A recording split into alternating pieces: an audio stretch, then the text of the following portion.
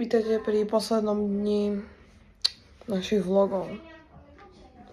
Dneska pôjdeme do nejakej nérie a potom letíme na Slovensko.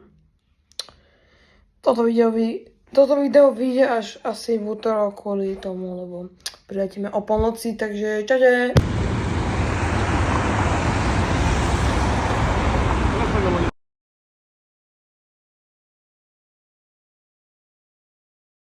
Že potom sme išli na takýto trh. No, ja som si kúpil takéto smutičko, fashion. To vyzeralo vo vnútri, bolo to celkom veľké. Teraz tu stojíme v rade na takéto meso. Kde sme? Balcón de la Europa. V jakom meste? Neria.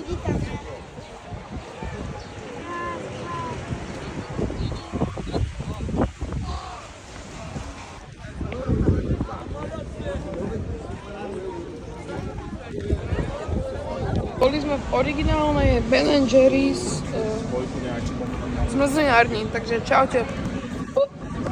Sorry. Tam bola taká fontánka. A neviem, či je to pitná, alebo trochu som zase napil. Tak to vyzerá, také námestíčko malinké.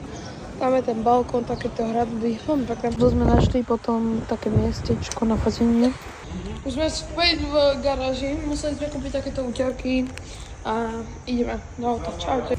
Teraz sme na pumpe a tu stala normálne, že pani ti full a že hej.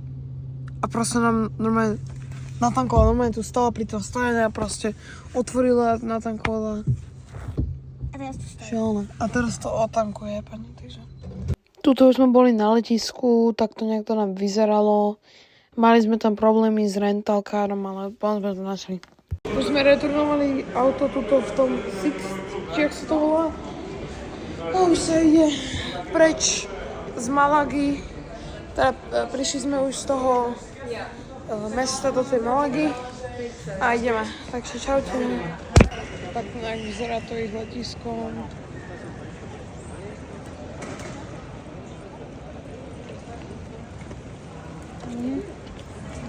Takže tak ideme na security control a potom ideme do Salonika, takže čaute.